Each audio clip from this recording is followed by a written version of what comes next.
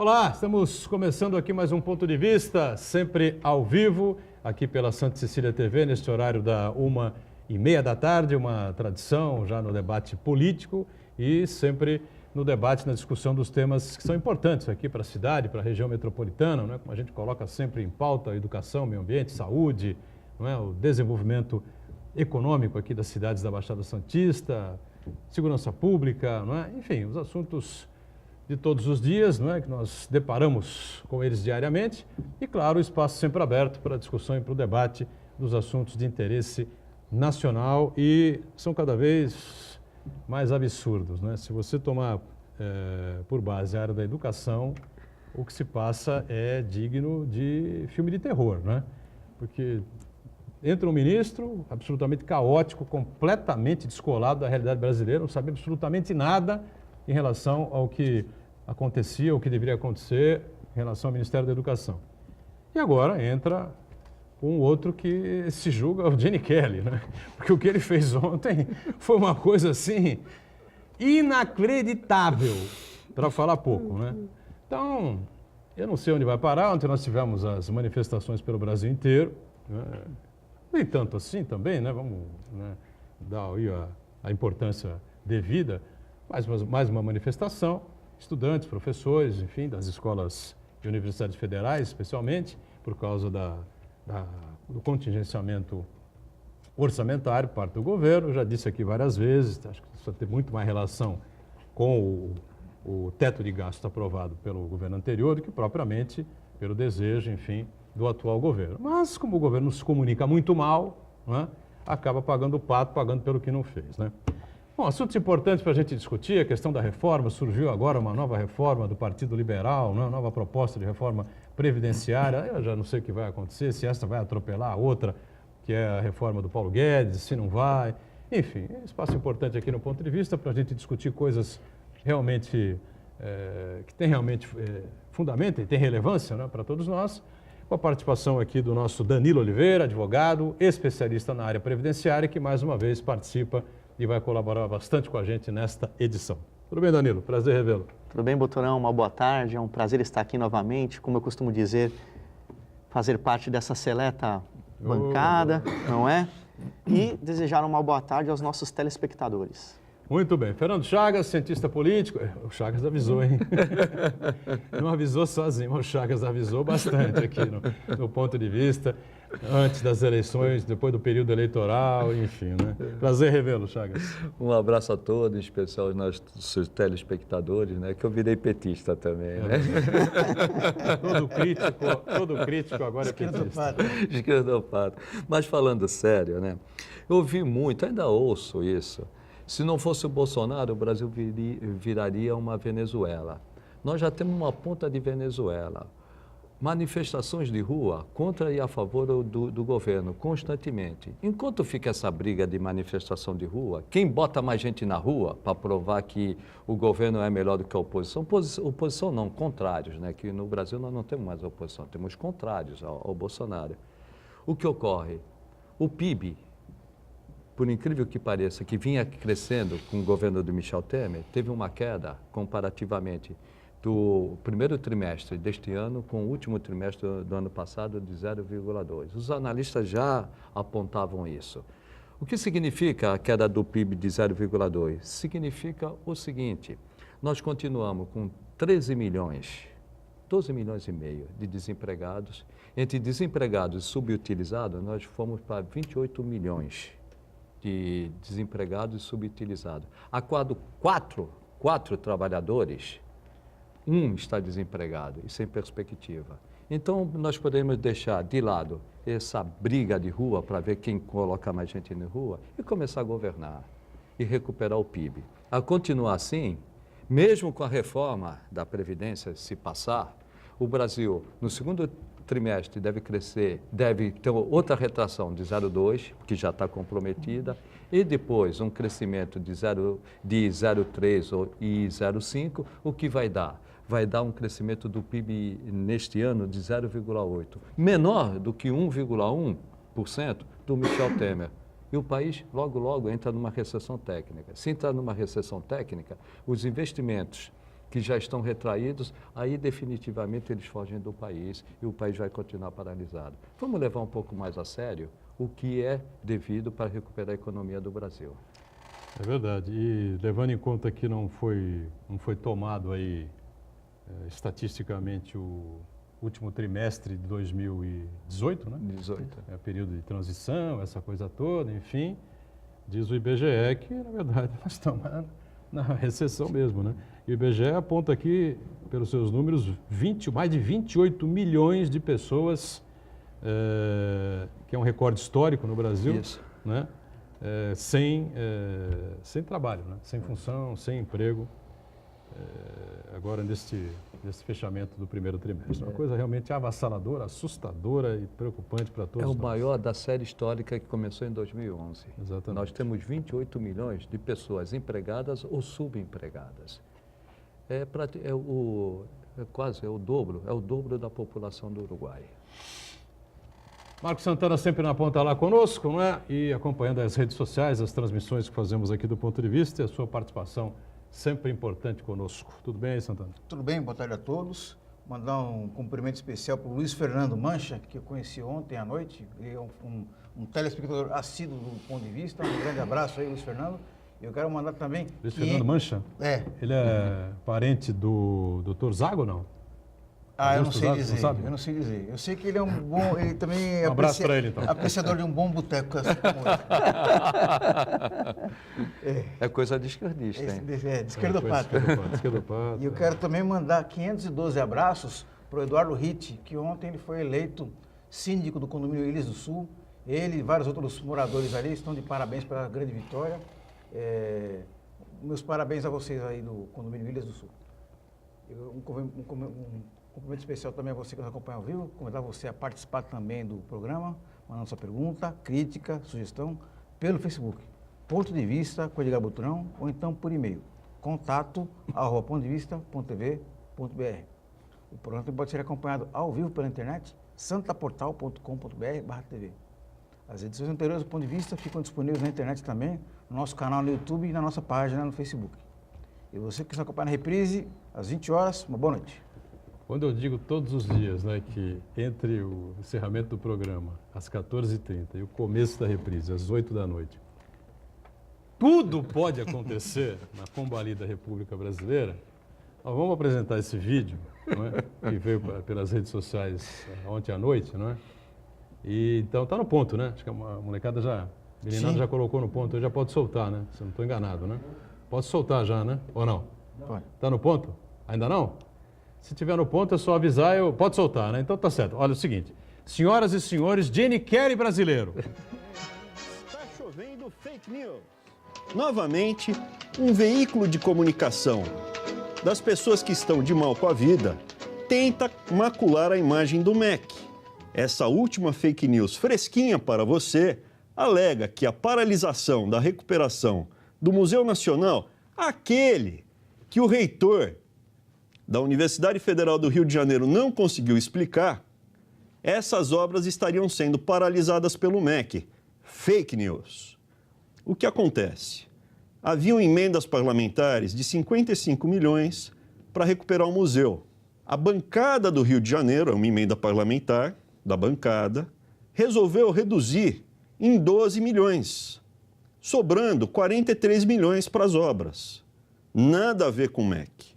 Mas mesmo que elas não tivessem reduzido e o dinheiro já tivesse prontamente disponível para ser gasto, o projeto ainda não está protocolado, então não daria para começar as obras.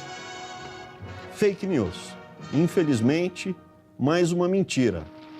Para de chover aqui no MEC. Até mais.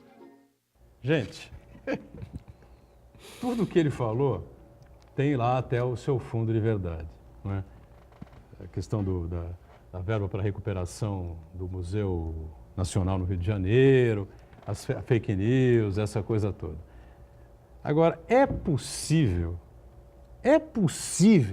o ministro da Educação gravar um vídeo desse, imitando Jenny Kelly, cantando na chuva, girando o guarda-chuva, e gravar o vídeo, passar a mensagem com o guarda-chuva pendurado com o fundo musical do Cantando na Chuva.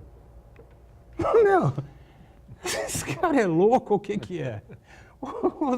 Vem cá, o meu caro Danilo Oliveira, você tem menos participações aqui, né? Talvez você tenha, eu não sei, seja mais isento, né, desse festival de bobagens que assola o Brasil, né?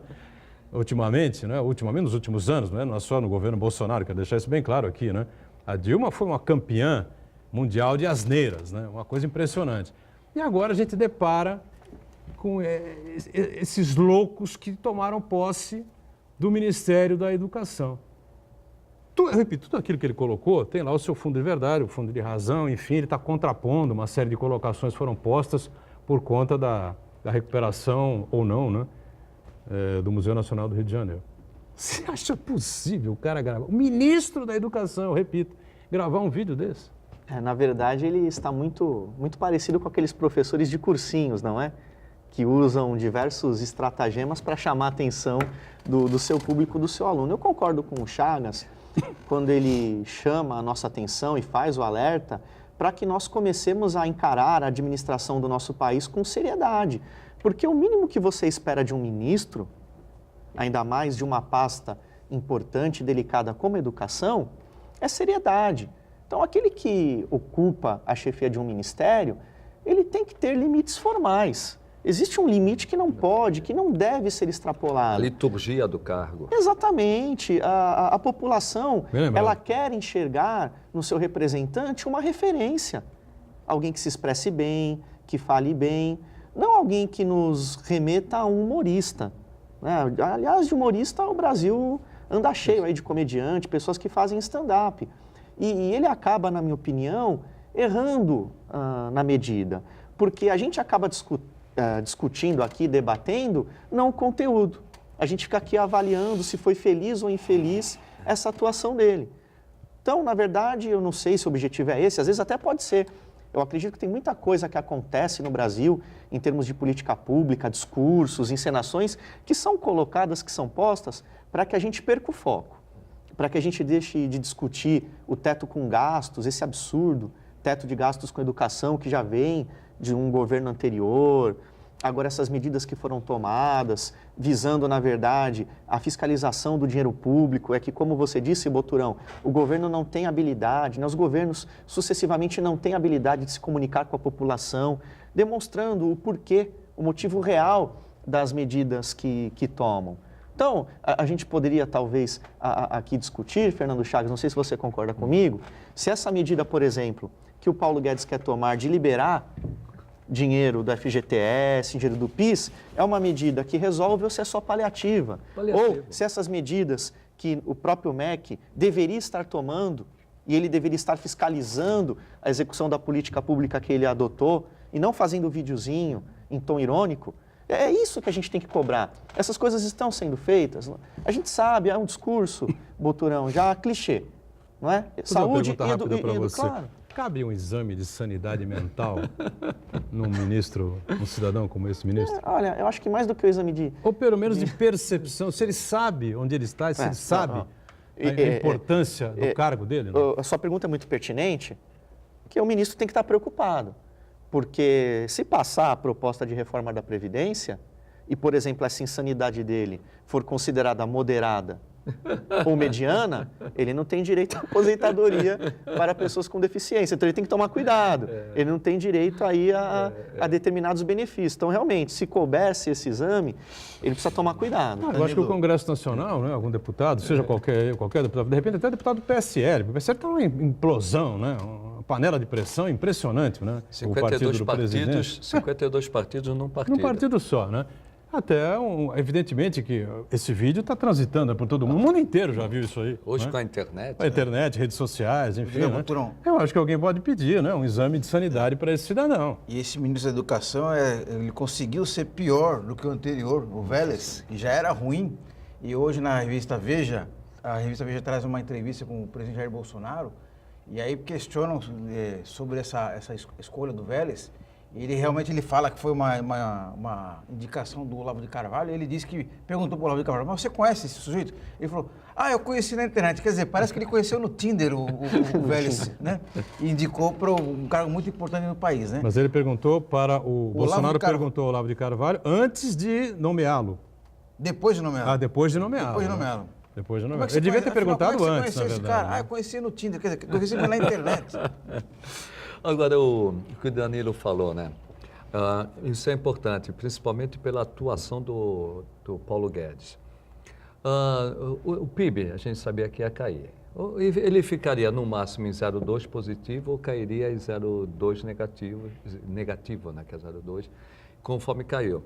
Ele precisava dar uma resposta para a população. Como ele não tem resposta nenhuma, eles sacaram de novo aquilo que foi feito anteriormente, né? É política nova, né? Está copiando o Temer e está copiando o PT. A liberal, o FGTS e o PIS/PASEP. O FGTS e o PIS/PASEP, no passado, ainda teve algum efeito. Hoje não vai ter efeito nenhum. Mas, você desculpa, Botrão, posso só... À vontade. Assim, será que essa resposta é para a população? Eu não vejo nem como uma resposta para a população. Mas ele pensa eu acho que é uma maneira de tentar acalmar, na verdade, e você sabe disso melhor do que eu, é uma tentativa de acalmar o mercado econômico enquanto nenhuma mudança estrutural vem. A verdade é essa, porque sabe o que a população deveria fazer como forma de protesto a essa ingerência? Porque, como o Botrão colocou, há alguns anos, não só agora, há alguns anos há uma ingerência. O Temer ainda, de uma certa forma, tentou retomar as rédeas e recolocar o país nos trilhos. Agora, eu digo, como que a população poderia protestar? Saca, só que não gasta. Tira do FGTS e põe na poupança, que mesmo sendo Menor do um que a índice inflação. horrível, Menor do que a inflação. ainda é melhor do que a correção do fundo. Não tem nem Então, comparação. eu vou usar aqui o termo popular, é menos pior. Então, se a pior. população quer protestar, saca o PIS, saca o FGTS, mas não gasta. Mas vai acontecer porque isso. sabe qual que é o discurso? Não, Esse é o para a problema, mas população não não se gasta. endividar. É mentira. Mentira. Não, Porque aí o governo vai ter que governar, Boturão, você percebe? Porque isso é paliativo. Por isso que eu fiz a pergunta provocativa para o Chaves. Claro. Isso é paliativo. Qual é a medida para gerar emprego? Qual é a medida que dê sustentabilidade. para que o investidor não vá embora? É. Desculpa aqui, até antecipar, não sei se o Boturão imaginava Não, aqui isso, é pra isso mesmo. ou abrir, À vontade. Chagas. A gente sabe que essa reforma, desculpa, uma proposta de reforma com quase 300 propostas de emenda parlamentares, Não passa. isso não é coisa séria. Quem vai ler 300 propostas? Quem vai ler 300 propostas de emenda a uma PEC? Isso é impraticável. A proposta já está desconfigurada. Os investidores já olham para cá e falam, aqui eu não coloco o meu dinheiro. Foi importante você falar isso. Primeiro, realmente o trabalhador vai pegar o FGTS, o PIS/PASEP e não vai gastar que ele está com medo do desemprego. Tá certo. Os empresários não estão investindo, não é por falta de dinheiro. Não estão investindo porque o dinheiro está empossado devido à incerteza econômica e também insegurança jurídica. Eles estão aguardando. Os próprios empresários já perceberam que a situação do fim do ano passado, que a economia vinha pouco, mas vinha crescendo. E a tendência dela não é crescer, é manter esse 0,2 no próprio trimestre. Então, eles recuaram. O que eles estão esperando? Eles estão esperando que o Congresso, esquecendo o Jair Bolsonaro, embora o regime aqui seja presidencialista, apresente, como já apresentou, uma nova proposta de reforma previdenciária e já apresentaram também uma reforma tributária. Esquece o que o governo está fazendo, deixa ele brincar lá, brincar de costumes. E vamos tocar aqui. Não sei se isso vai funcionar, mas o que os empresários ainda têm um pouco de esperança, eles não verbalizam. Claro, né? Sim. Nem poderiam. né? Mas eles já sabem que com o Bolsonaro... Então, eles estão tentando fortalecer. Até o Botorão fala muito. O Gaston Henrique, antes de falecer, falou estava na hora do Congresso ser o protagonista. E é o que nos resta, o Congresso ser... Porque não dá mais para acreditar no Bolsonaro. Ele perdeu qualquer possibilidade de recuperar o país com o que ele está fazendo nesses 5 meses. E só para corroborar o que eu... Só para lembrar, né, Chagas, a gente cansou de falar isso aqui. Ganhou a eleição, faz um discurso de unificação. Pacifica o país. Lógico, ninguém vai querer que o Bolsonaro visite o Lula, que o Bolsonaro vá lá falar com o PT. Não é isso, com o PCdoB, com o PCB, até com o próprio PSB, não é, que se colocou contra. Não é bem isso. Mas os partidos de centro, né, centro-direita, centro-esquerda, vamos dizer assim, né, chamar todo mundo para conversar, para sentar na mesa. Isso não é tomar lá da cá. O Brasil tinha uma necessidade zero, que era minimizar o problema econômico. Não é verdade? A única coisa que não podia acontecer, né, era a economia piorar e o número de desempregados aumentar. E ele deixou acontecer. Só para corroborar o que o Botorão falou anteriormente, o problema do teto de gastos, que está realmente limitando esses gastos do Brasil, que hoje tem que priorizar. Por incrível que pareça, o governo Temer contingenciou a educação maior do que o Bolsonaro. Se você pegar o que o governo Temer, logo que aprovou o teto de gasto, o contingenciamento da educação é maior do que o Bolsonaro. Por que colocou os estudantes, os professores na rua e também os sindicalistas? Porque nós vamos tirar dinheiro das universidades que fazem balbúrdia. E hoje mesmo na revista Veja ele diz que as universidades federais estão infestadas de esquerdistas. Isso não é problema dele. Se você quiser tirar os esquerdistas, os comunistas, deve ter soviético lá, né? Você faz o mesmo trabalho que o PT fez. É um trabalho de longos anos. Vai. Mas eu acho, Chagas, desculpa, eu acho que o objetivo não pode ser esse. Qual que é o Claro objetivo? que não pode. Ele é o gestor. O que ele tem que fazer? Ele tem que fiscalizar o bom emprego daquele dinheiro. Esse dinheiro está sendo bem aplicado, é isso, porque na verdade é o nosso dinheiro. Nós seremos beneficiados se bons frutos forem colhidos, como se esses frutos sequer forem semeados, nós seremos prejudicados. São 60 e poucas universidades federais. Exato. É simples você levantar um raio-x de todas elas. É lógico. E esse é o papel de quem? Resultado. O que Esse tá é o papel do acontecendo? MEC e do nosso ministro, Metas. que está querendo parecer um artista Federal. frustrado. A Universidade Federal, metas. E só para concluir, a questão também da economia, o Paulo Guedes. O Paulo Guedes é a nota de um samba só, previdência, previdência, previdência. Quando você pergunta por... Essa semana mesmo, quando você pergunta para o Paulo Guedes, e o resto? Estamos estudando. Vamos ver. Preparando. Quando a reforma passar, nós vamos divulgar. Né? Vamos divulgar o que vamos fazer. Estamos de brincadeira. Não tem a mínima noção que tem a macroeconomia e que tem a microeconomia. Para agilizar a microeconomia, ele volta ao PT e ao Temer. Libera o FGTS. Diga, Santana. Boturão, preciso fazer uma retificação. Eu falei que foi Eduardo Ritt que ganhou a eleição para síndico. Eduardo Ritt é nosso professor daqui da Faculdade de Comunicação aqui da Unisanta. Quem ganhou a eleição foi Elvio Ritt. Está retificado então, São Elvio? parentes, Desculpa. não? Hã? São parentes? Eu acho que não, acho que é só coincidência de nomes. É Elvio Ritt que ganhou a eleição no condomínio Ilhas do Sul. Meus parabéns pela vitória, Elvio. Um break rápido, intervalo, a gente já retoma a sequência aqui do Ponto de Vista, em instantes. Muito bem, sequência do Ponto de Vista, com a gente aqui o doutor Danilo Oliveira, advogado da área da Previdenciária, Fernando Chagas, Marco Santana, não é? E a gente abrindo espaços importantes. Santana quer dar uma resposta? Isso, eu quero agradecer aqui o Luiz Cláudio Brito, da Vila São Jorge, que me cumprimentou pelo aniversário que eu completei na terça-feira. Obrigado, Luiz Cláudio, pelo parabéns e pela audiência aí, muito prestígio para nós. Um abraço ao Brito, tá certo? E dando sequência aqui, a gente, claro, tem essa, como eu disse há pouco, né? Essa nova proposta de reforma da Previdência que vem agora do Partido Liberal. O Partido Liberal virou o Partido da República, PR, e o PR voltou agora a ser... Não sei o que isso realmente muda, mas tudo bem, né? Partido Liberal, né? Não sei se o Danilo e o Chagas já conseguiram dar uma lida rápida aí, pelo menos, né? nessa proposta do Partido Liberal, que, de repente, né, acaba se transformando na verdadeira reforma previdenciária que vem de dentro do Congresso Nacional, né? Danilo.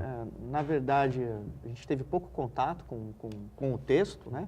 A gente acaba sabendo qual que seria o teor dele a partir daquilo que os jornais, principalmente, têm publicado, mas basicamente, e com alegria a gente enxerga isso, seriam mantidas as aposentadorias dos professores, que para mim seria uma das maiores atrocidades, caso passasse, não é? Não só por ser advogado e professor, mas porque a gente conhece um pouco de perto a atividade desses profissionais e sabe que as regras diferenciadas precisam, é uma questão fática, né? Precisam ser mantidas, também ficariam mantidas as aposentadorias rurais, o benefício de prestação continuada. A grande controvérsia ainda é o regime de capitalização, né? Me parece que o grande X da questão é o sistema de capitalização, né? Você deixar de contar com o sistema baseado na solidariedade, aquele regime de repartição simples, e migrar para o regime de capitalização. Esse texto ele traz uma novidade. Qual é a novidade? Ele já mais ou menos determina como que vai ser.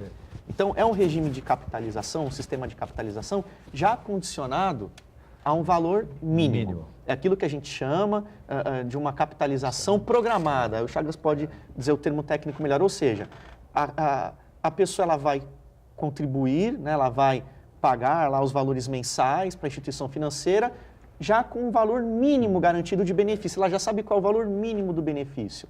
Porque na proposta original que o governo encaminhou, isso não acontecia. O cidadão, o trabalhador, ele ficava à mercê da sorte, do azar, da competência ou da incompetência do gestor do fundo.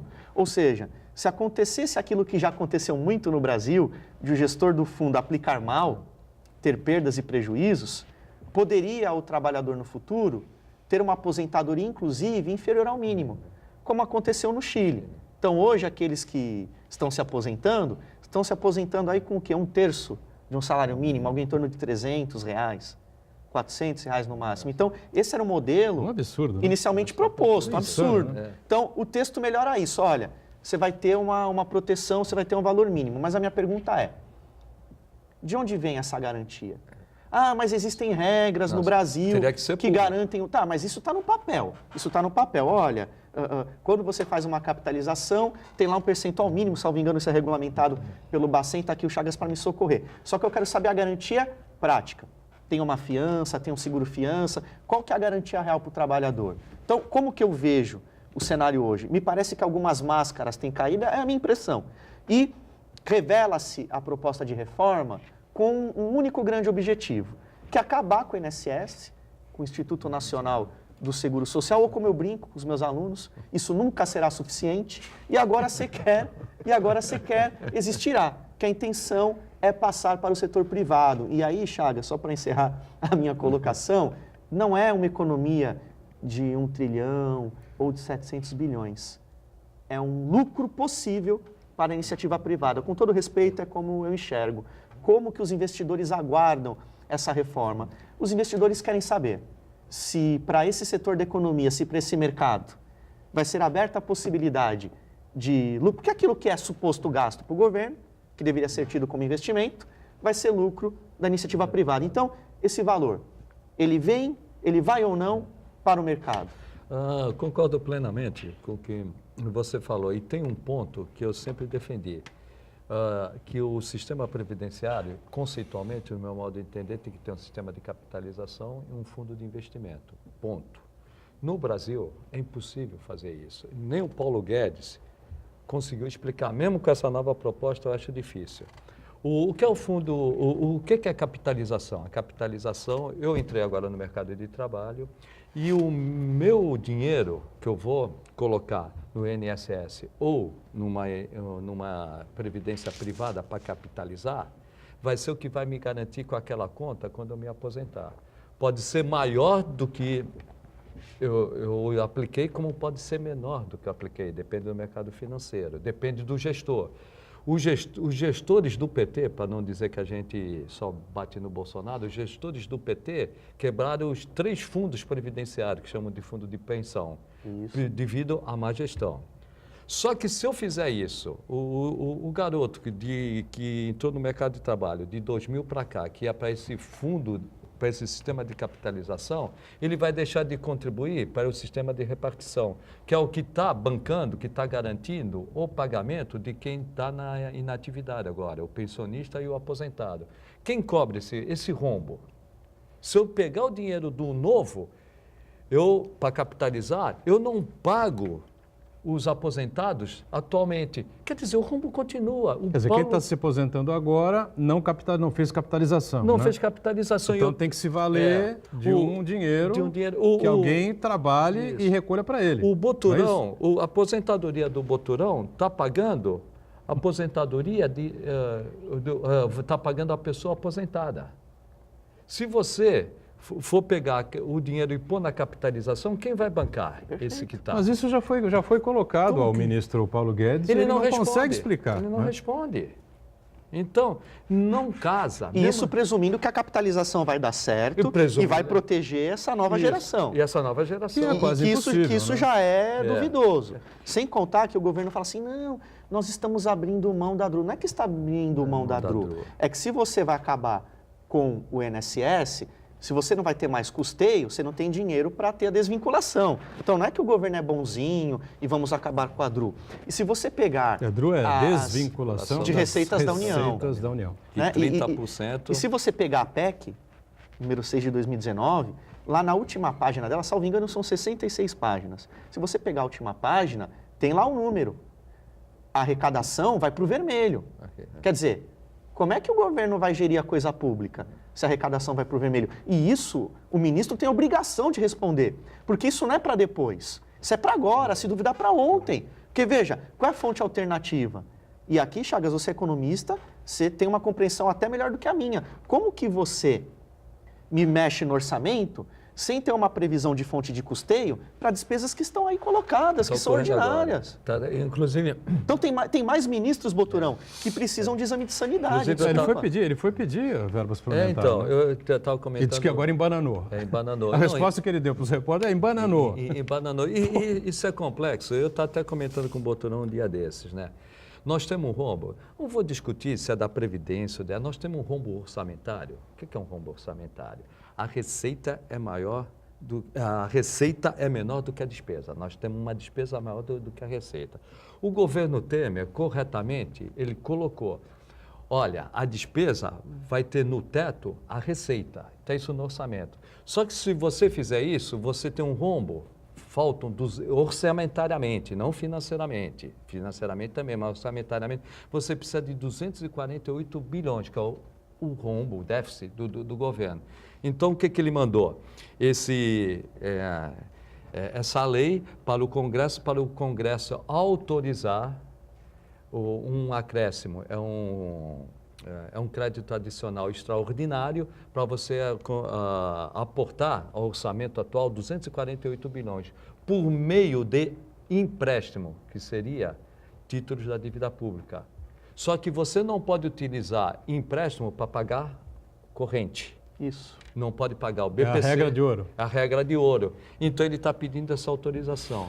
Como ele tem um bom diálogo com o Congresso falou, não vou dar 248 bilhões, eu vou dar 146 bilhões. Esses 46 bilhões eu quebro a regra de ouro. Você pode fazer empréstimo no mercado, com títulos públicos, para pagar, mas os outros você vai ter que fazer o seguinte, você vai ter que remanejar de algum lugar para colocar, para pagar o BPC, para as aposentadorias e o outro me falha a memória também. Então, são três... Acho que é o custeio da máquina, não é? Não, mas aí seria social. É o área BPC, social. é a área social. Os Então, rurais. se ele não fizer isso, ele pedala. E se ele pedalar, ele vai... Dilma, Lembrança de Dilma, né? Então, nós temos um rombo de 248 bilhões. Só que agora... Para a pessoa entender, teria que vir do céu, do né? céu. Do céu. Ou de algum lugar aí, de outro planeta, 248 bilhões de reais para entrar nos cofres do Estado para você bater zero. Bater zero. Esse ano. Esse O ano. que vem mais. Esse ano. O ano que vem mais. porque você está no negativo, né? Porque, Você vai piorando ano a ano. Eu recebo tanto por mês, ou tanto por ano, eu recebo tanto por ano. Só que o banco me tirou cheque especial, e eu vivia nesse cheque especial. No momento que ele tirou esse cheque especial, eu tenho que ir lá no banco e falar, olha, eu preciso de um financiamento, ou de um empréstimo, uma operação de crédito, para pagar o meu custeio. Não, mas o banco não faz isso, ele não dá para custeio, ele dá para você comprar uma casa, ele dá para você comprar um carro, ele dá para você comprar uma moto. Para você pagar suas contas, não. Para contar. Ah, mas aí eu preciso disso, então nós vamos ter que falar com a diretoria lá em cima, com o conselho, se ele te autoriza você pegar um financiamento para você pagar. Agora, a gente fala muito do corrente. Congresso, é uma situação interessante, né? A gente fala um Congresso, enfim, o Congresso botou esse freio e tal, não sei o quê, vai receber 140 bilhões, porque 100 bilhões vão ficar aqui, vamos ver se vai precisar mesmo, se precisar a gente vai ter que conversar. Mas quem é que faz essa articulação no Congresso? A assessoria dos deputados, os economistas ali da... Uma boa pergunta, que é uma pergunta sem resposta. O Onyx Lorenzoni vai lá conversar, né? Só que porque, veja, o Rodrigo Maia, evidentemente, é um cidadão que é a vida toda bancado pelo mercado financeiro. Né? Como ele fala a mesma língua do Paulo Guedes, do Henrique Meirelles, trabalhado junto. Desse pessoal todo. Agora, na hora de receber essa proposta, por exemplo, você tem lá as comissões, você tem a mesa diretora, aquela coisa toda. As comissões. E muitos entendem assim, até a página 5, até a página 6, enfim, daquela coisa lá, né? Na realidade, tem técnicos, principalmente no Senado, tem técnicos muito bons. Muito competentes. Muito né? competentes. É bom, a pessoa não entende muito bem isso. Né? Não, que o projeto entra na Câmara dos Deputados. Esse projeto ele vai para as comissões. Vai para a Comissão de Constituição e Justiça e depois vai para a Comissão de Orçamento e Finanças. E lá tem bons técnicos. E aí eles, tecnicamente, eles mostram. Aí vai para a negociação política. Explico para os deputados qual a situação. Aí tem que fazer essa interlocução entre o Executivo, que seria o Onyx Lorenzoni, e os deputados, principalmente com o Rodrigo Maia. Só que não está tendo essa interlocução, não está tendo essa conversa.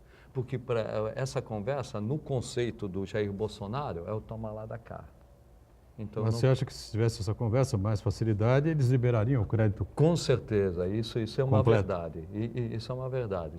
Só que hoje o Congresso, é outro ponto, hoje o Congresso ele não quer mais cargo nenhum. Tanto que eles abriram mão do Ministério da Cidade. Os dois ministérios que iam ser retomados, né? Isso, porque o Bolsonaro, ele fala com você e diz que, não, eu fiz um acordo com você, aí ele vai nas redes sociais, estão me pressionando, toma lá da cá. Então, os deputados, eles que gostariam de ter o toma lá da cá, mas como eles não confiam no Bolsonaro, eles não querem tomar lá da cá. Tanto que, no Senado não haver a modificação do COAF, da economia para a justiça, pela primeira vez, o presidente tem que fazer uma carta. Porque o assinar, né? E assinar. Só a carta não vale. O Senado não acreditava no acordo que tinha feito com o Bolsonaro. Nós fazemos um acordo aqui, ele vai nas redes sociais e diz que como eu não aceitei tomar lá da cá, eles não querem mudar. Manter o Chagas, COAF com... Por falar no acordo, né, no pacto, né, que o presidente Bolsonaro assinou com o presidente do Supremo e da Câmara Federal, o Uriel Vilas Boas mandou uma mensagem aqui, diz: o capitão Bolsonaro convidou para um café no Palácio da Alvorada o presidente do Judiciário da Câmara Federal em busca de um entendimento, visando, claro, a aprovação de seus projetos. Aí o Uriel pergunta: por que os demais segmentos não se unem para apresentar suas propostas de forma transparente? Claro. A OAB tem um grande potencial pela sua representação nacional. E ele diz mais o seguinte: a unidade do movimento estudantil com o sindicalismo foi reafirmada no dia de ontem. Um abraço para o Uriel. Ele vai me desculpar, né? Acho que a última pessoa que a gente deseja hoje ver numa mesa de negociação é o presidente do OAB Nacional. Né? Com muita tristeza que o advogado, uma pessoa que ama a advocacia, né? Defendo aqui com unhas e dentes a minha classe, mas desculpe, Uriel. Acho que a última pessoa que a gente quer ver numa mesa de negociação séria, minimamente digna, é o presidente do OAB Nacional, né? Que é lamentável. Talvez a única contribuição que ele tenha dado, que a gente tem que tentar, se a vida dá um limão, a gente tem que fazer a limonada. Então, qual é a limonada que a gente faz quando a gente olha para esse cidadão que, em tese, deveria representar a advocacia no âmbito federal? É que ele consegue reacender a discussão que na OAB, o nosso presidente nacional, ele é eleito indiretamente. E num Estado que se diz democrático, eu não concordo com a eleição indireta. Então, a gente acaba elegendo o presidente de subseção, no município, seccional que é estadual, e os conselheiros é que acabam, os conselheiros federais, elegendo indiretamente o presidente. Aí acaba dando nisso, que tem aí causado até um motivo de vergonha para a advocacia, né? Dos advogados que são sérios. Aquilo que nós cobramos do ministro, da educação, tem como- é o que nós temos que cobrar daquele Não que tem é hoje dúvida. o grande representante da OAB no âmbito nacional. No mínimo Só ele foi pra- indelicado, né? Só para amarrar essa questão aí desse pacto aí, não tem nada que o Poder Judiciário e o STF fazer pacto com o Poder Executivo e Poder Legislativo. O que Toffoli não podia estar lá. Perfeito. Não tinha cabimento Perfeito, nenhum. tá porque certo? num Lógico. sistema federativo, quem seria o fiscal O Supremo. é o Supremo. Claro. Então, quem fiscaliza não pode participar. Aonde vai parar a Previdência, juridicamente, a sua discussão? Supremo. No Supremo, ele não pode.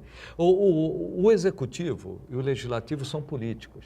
O Isso. Judiciário não. E É, o você Toffoli faz um- agiu, Não deveria ser, agiu né? como Não político, deveria ser. né? Como político. Ele parece que ele se dispôs ali a dar um jeitinho ali, quando na verdade ele tem que seguir as leis do país. Talvez né? tenha batido um saudosismo nele, ele quis relembrar os velhos tempos, né, de verdade. militância. Ele esteve no Palácio 2 vezes, né? É. 2 dias Dois seguidos. dias Ontem seguidos. teve lá o café da manhã com as deputadas ou com as parlamentares, senadoras, deputadas, enfim. Estiveram lá no Palácio. A Maria do Socorro não foi, né? Não foi. É melhor que ela não vá mesmo, né?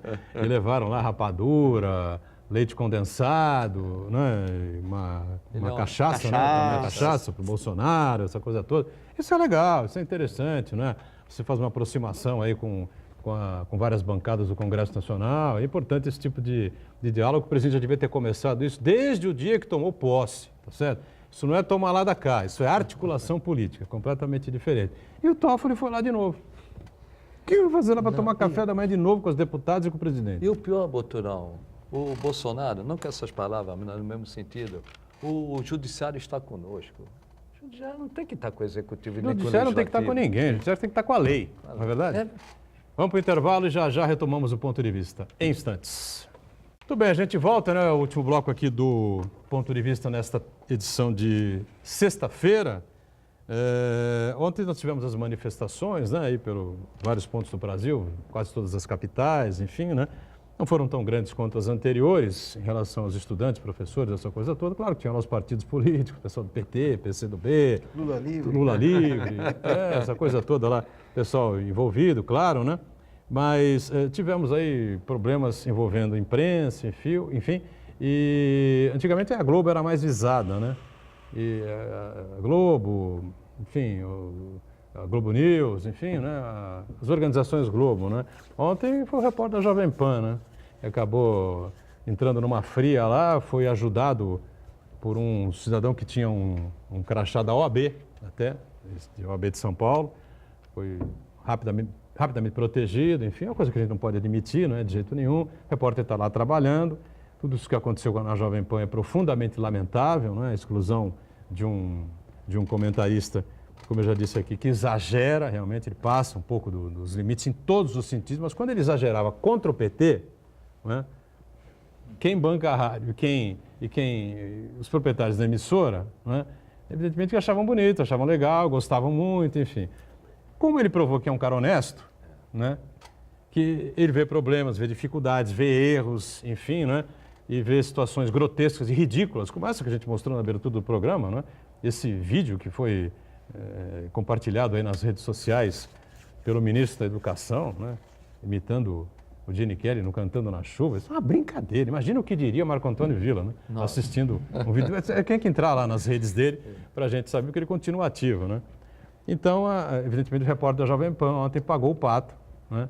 Por tudo que a emissora fez e veja, a decisão da emissora de afastar o Villa transcorreu no mundo inteiro. O mundo inteiro sabe que a Jovem Pan tomou essa atitude, essa decisão com o comentarista, o historiador Marco Antônio Villa. Agora, a gente não pode admitir isso de jeito nenhum. O repórter está lá trabalhando, cumprindo a sua função jornalística, é um funcionário da empresa e precisa ser respeitado, né? Manifestações de gente mais à direita, apoiando o governo, gente mais à esquerda, professores, alunos, seja lá o que for, você tem que manter, no mínimo, né, a ordem e não partir para esse caminho que é absolutamente inaceitável.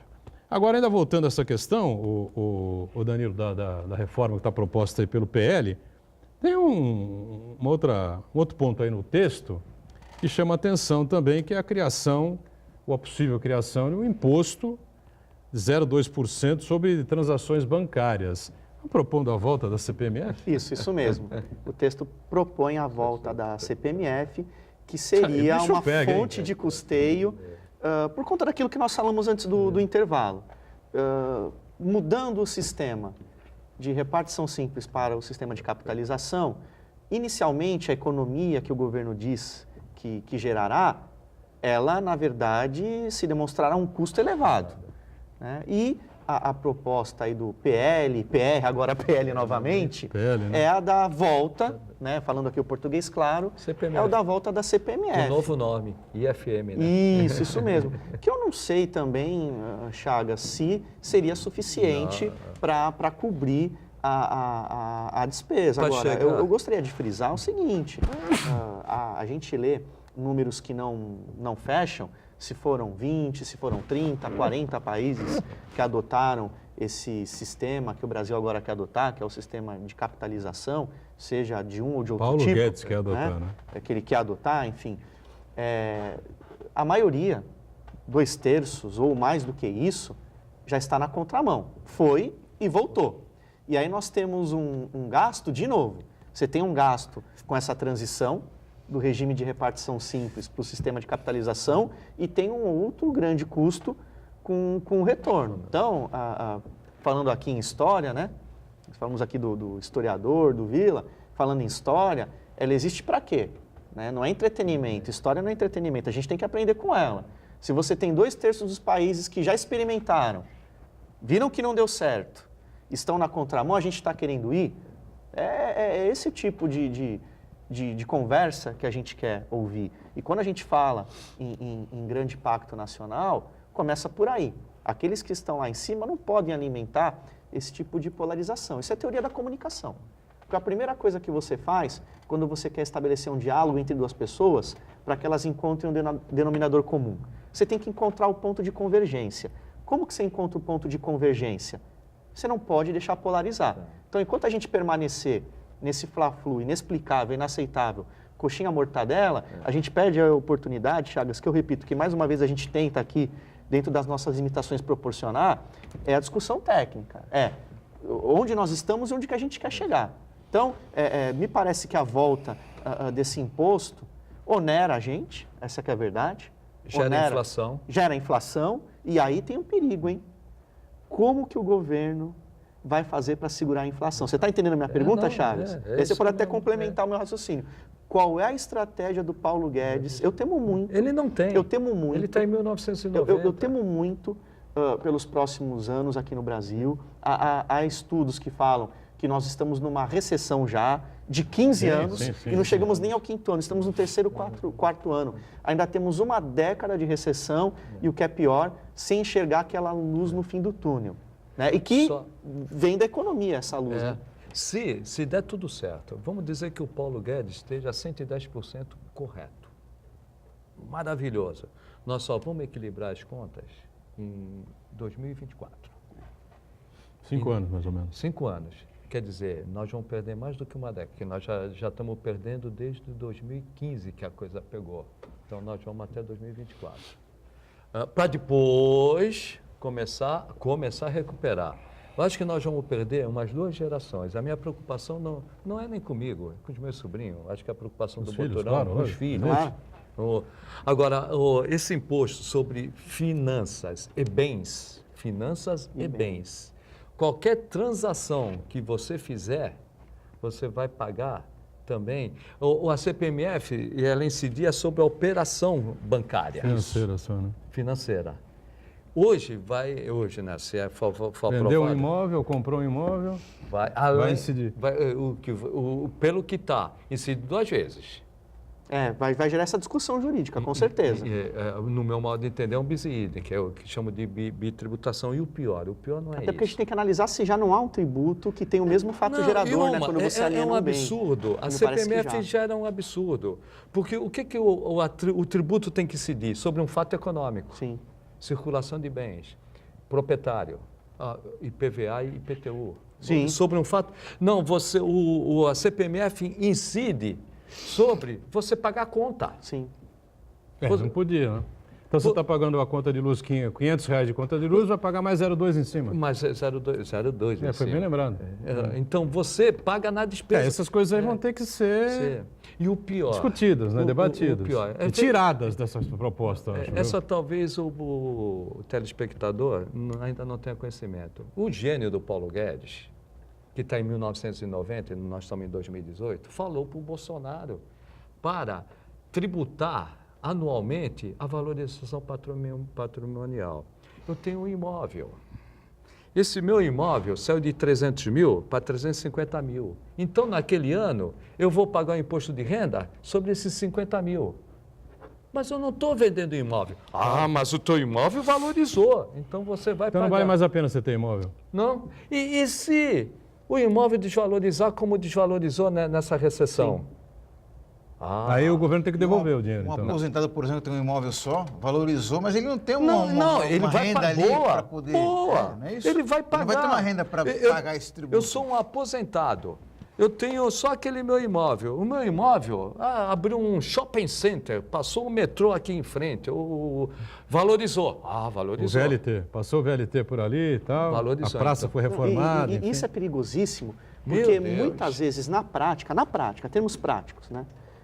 A valorização ou desvalorização, ela é um fenômeno meramente especulativo. O que a gente quer dizer? Nós vivemos Aquilo isso que se agora, diz que Cristina. valorizou, não valorizou nada, em Nós termos vivemos isso aqui práticos. em É o que eu tô Santos. falando. Nós valorizamos, nós vimos isso aqui na Baixada Santista. Exato, com exato. o pré-sal. Exato. Nós vimos. E agora que desvalorizou? Vai Aí é devolver. aquela coisa. Ou na joga verdade, fora ou, na também, né? verdade Vai a devolver pergunta imposto? é, Vai devolver desvalorizou imposto. É isso que eu tô falando. ou nós percebemos que na verdade nunca valorizou? Talvez a verdade seja essa, talvez a verdade não seja nem desvalorização. E como você talvez vai- nunca tenha de fato valorizado aquilo, foi especulação, que por exemplo na área imobiliária é algo muito delicado. Muito delicado. Ou seja, a incompetência para fazer com que a economia possa retomar minimamente, né, os seus rumos e pelo menos parar de cair, não é? Parar de gerar mais desemprego e parar de desacelerar, leva a essas ideias mirabolantes, né? Malucas, né? Que Isso vão em termos de tributação. na cabeça, para não dizer outra coisa, Qualquer do pobre tribu- do contribuinte somos nós, né? Pô, Turão, qualquer tributarista enlouquece com isso. Não existe isso em lugar nenhum do mundo. A CPMF existe em 4 ou 5 países só, e se tanto hoje. E o pior, para conseguir esse 1 bilhão e 300, 1 trilhão e 300, eu tenho falado aqui, não dá com essa reforma. Vai ter que criar a CPMF, e é isso que eles estão querendo. Só que a CPMF vai trazer uma distorção em cadeia que vai incidir tudo, que nós vamos gerar inflação. E como você vai diminuir a taxa de juros? Não vai diminuir, porque tem inflação, aí você aumenta a dívida pública. Exato. Então é uma coisa... Essa vai ser a saída que o governo vai utilizar e o nosso problema vai aumentar. Vai É aumentar. exatamente onde eu queria que você chegasse. Vai. E aí, qual que é a grande verdade que nós começamos hoje a perceber? Né? Tudo ilumina e aponta para isso. A reforma da Previdência, que era tida como grande portal para a felicidade, para a prosperidade, já se mostra como algo insustentável. Então, o próprio governo e o próprio Congresso já dá demonstrações de que mesmo essa reforma da Previdência, que seria a última esperança, seria o grande divisor de águas, não será, ainda que porventura passasse a proposta original, ou eu estou errado? Não, tá. E eu comecei a mudar de opinião, mudo de opinião toda hora, mas dessa é difícil mudar em teoria de conspiração. Muitos sempre diziam, principalmente os previdencialistas, é para favorecer o mercado financeiro. Hoje eu tendo a dizer que essa reforma previdenciária é para favorecer o mercado financeiro. Fenomenal. Sem Ganhei o dúvida. dia, Boturão. Muito obrigado pelo convite. Puxa Agora, vida. antes de encerrar, né? Vou pagar até o café. Não vai pagar o café? Para todos nós, não vai ser só para o Chagas não, hein? Partido da Social Democracia Brasileira, né? O PSDB hoje muda de rumo, né? O novo presidente, Bruno Araújo, né? Foi deputado, enfim, vai assumir a presidência no lugar do Geraldo Alckmin e o partido de Mário Covas, Fernando Henrique Cardoso, Franco Montoro, Zé Richa, o Richa do Bem, né? Enfim, o Serra, e o próprio Geraldo, enfim, grandes figuras, grandes lideranças nacionais, enfim, um partido que nasceu para ser, vamos dizer assim, um centro à esquerda, enfim, né? Pelo partido estatuto, de, né? de Pelo estatuto estatuto, deveria partido ser. de pensadores, né? O Estatuto diz lá, né, longe das benesses do poder e próximo do pulsar das ruas. Então nasce o Partido da Social Democracia Brasileira, né? E agora ninguém sabe onde vai parar, ninguém sabe o que vai ser, ninguém sabe o que vai dar, né? Diz o governador João Dória que será um partido de centro. Centro-direita. Então né? vai ao centrão? Vai ser mais um para o centrão, será É um isso? centrinho. Um centrinho? Veja, pode até ser de centro. O que esquecem de falar é que as posições mudam. Então, veja, o PT sempre foi esquerda. Hoje você já tem partidos mais à esquerda do que o próprio PT. Então essa noção de mais. espaço, ela muda, né? O Inclusive o Lula disse quando presidente da República, quem um dia falou para vocês que eu fui de esquerda? Ao contrário, um pragmático. Pragmático, né? Um negociador, um presidente de sindicato, enfim, né? E teve bons resultados, na verdade, lá, né? Senão não chegaria onde chegou. Colocou né? Henrique Meirelles para tomar conta da casinha. Não, e como sindicalista, né? Também. Sempre também obteve bons Diálogo. sindicatos, enfim, né? Bom, vamos aguardar para ver o que vai acontecer. Agradecendo aqui o nosso Danilo Oliveira, mais uma vez participando com a gente. Obrigado, Danilo. O Chagas também. O Santana está sempre conosco, diariamente. A gente com você de segunda a sexta, ao vivo, ponto de vista 1h30 da tarde. E a reprise às 8 da noite. Obrigado. Valeu, gente.